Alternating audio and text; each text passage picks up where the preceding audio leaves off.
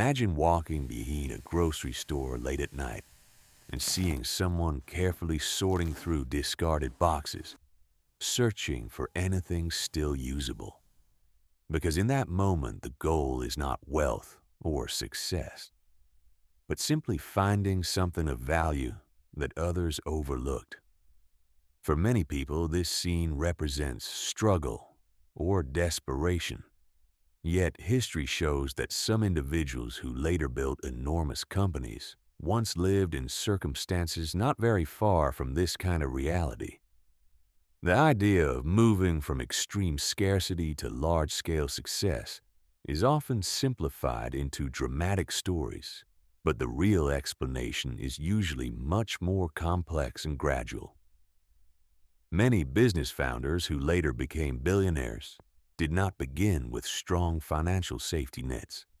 Instead, they often started with very limited resources, temporary work, small side projects, and a constant need to find opportunity where most people saw none.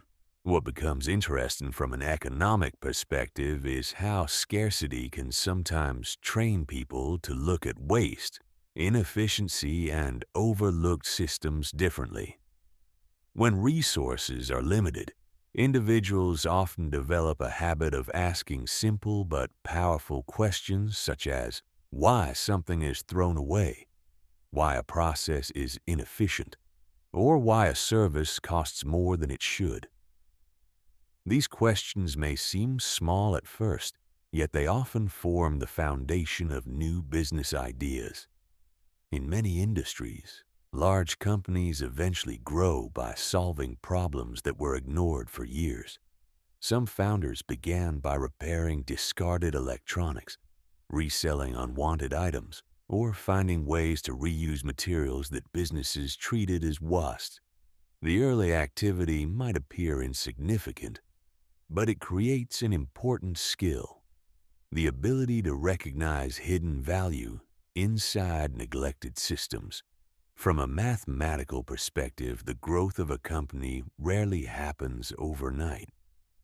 What often occurs instead is a long period of experimentation where small improvements slowly accumulate. A person might start by selling inexpensive items, then expand into larger supply networks, then develop new products or services that scale over time. Each step may look minor individually, but together they form a system capable of growing far beyond its starting point. Psychology also plays a role in this process. People who spend long periods operating with limited resources often become highly sensitive to inefficiencies. They learn to notice small gaps in markets, tiny pricing differences, or operational problems that others ignore because they have never needed to pay attention so closely. However, it is important to understand that stories of extreme upward mobility are relatively rare compared to the number of people who attempt entrepreneurship. Economic systems include many variables such as timing, access to networks, market demand, and the ability to scale ideas beyond local environments. The path from scarcity to massive wealth is therefore not a predictable formula, but rather a combination of opportunity, persistence, and favorable circumstances. Looking at these stories from a systems perspective reveals something more useful than inspiration alone. The early stages of many large companies began not with grand strategies, but with careful observation of everyday problems. Waste, inefficiency, and neglected markets often hide small opportunities that become visible only to those paying close attention.